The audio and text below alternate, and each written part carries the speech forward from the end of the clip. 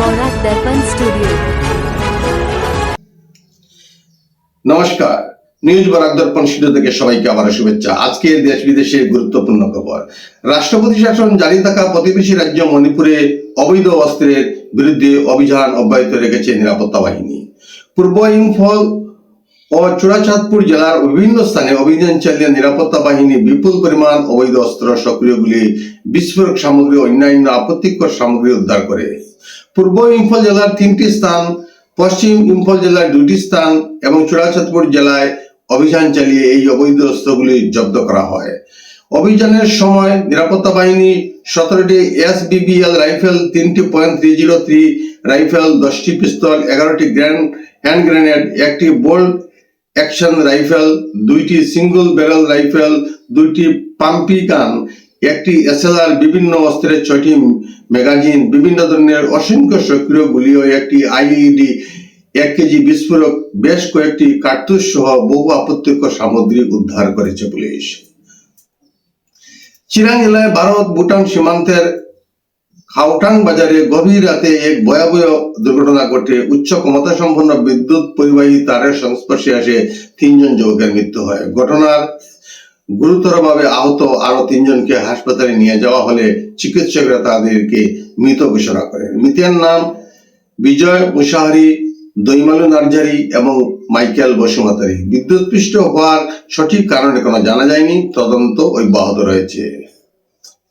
মঙ্গলদৈতে 16টি মন্দির ভাঙচুরের ঘটনায় 5 দুষ্কৃতীকে গ্রেপ্তার করেছে পুলিশ। শনিবার গভীর রাতে গ্রেপ্তার হওয়া অভিযুক্তরা মঙ্গলদৈ দরিয়াখাইতি এলাকার বাসিন্দা। বুধবার রাতে মুরাবাড়ি ও গেরিমারি এলাকায় বিভিন্ন কালী ও শিব মন্দিরে প্রবেশ করে মূর্তি ভাঙচুর চালানো হয়। বিশেষ করে কালী মন্দিরগুলিতে কালী মায়ের মূর্তির মাথা ভেঙে ফেলা হয়। নগর জেলার পুরনী গুদাম সংলগ্ন কাশুরিগাঁও এলাকায় এক ভয়ঙ্কর পথ দুর্ঘটনা ঘটে। অতিবেগে চলা একটি i10 গাড়ি একটি স্কুটিকে ধাক্কা দেয়। দুর্ঘটনায় স্কুটি চালক গুরুতরভাবে আহত হন। জানা গেছে, আহত স্কুটি চালকের নাম জগৎ বৈরাগী। তিনি পুরনী গুদাম পথার আগ চারিয়ালির বাসিন্দা। স্থানীয় জনগণের সহায়তায় তাকে নগাঁও চিকিৎসা মহাবিদ্যালয়ে পাঠানো হয়। দুর্ঘটনাগ্রস্ত গাড়িটির নম্বর AS02M6581 এবং স্কুটির নাম্বার S01R4321। গৌহাটির পাঞ্জাবাড়ি জেলিকা রোডে ভয়ঙ্কর অগ্নিকাণ্ড সংঘটিত হয়েছে। রিপুজের খাদ্য প্রস্তুতকারক কারখানায় আগুন লাগে। অগ্নিকাণ্ডে গুরুতরভাবে আহত একজনকে হাসপাতালে ভর্তি করা হয়েছে। ঘটনাস্থলে দমকল বাহিনীর কর্মীরা জোর কদমে আগুন নিভানোর প্রচেষ্টা চালিয়ে যাচ্ছে। অগ্নিকাণ্ডের কারণ এখনো জানা যায়নি।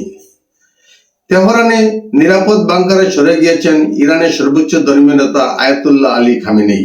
সংবাদ মাধ্যমের দাবি, সম্ভাব্য মার্কিন হামলার আশঙ্কাতে এই পদক্ষেপ। খামেনেইর অনুপস্থিতিতে প্রশাসনিক দায়িত্ব সামলাচ্ছেন তার 3য় পুত্র মাসুদ খামেনেই।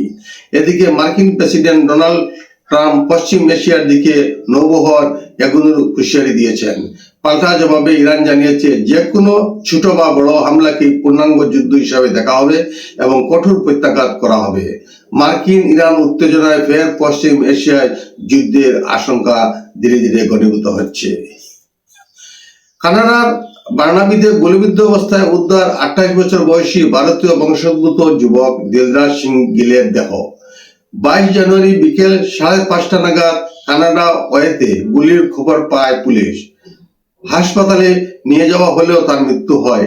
পুলিশের প্রাথমিক অনুমান এটি গ্যাং যুদ্ধের ঘটনা। দিলরাজ একাধিক অপরাধের মামলায় অভিযুক্ত ছিলেন এবং সম্প্রতি জামিনে মুক্তি পেয়েছিলেন। ঘটনার তদন্ত শুরু করেছে Bernabéu RCMP police.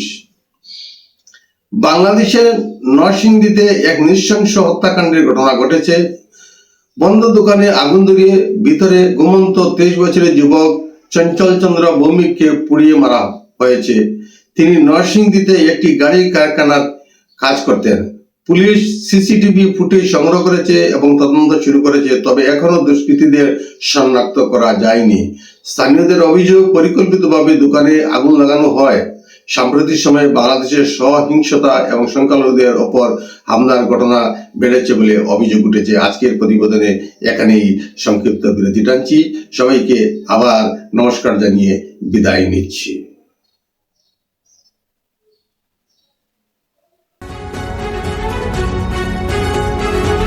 News Barack दर्पण स्टूडियो।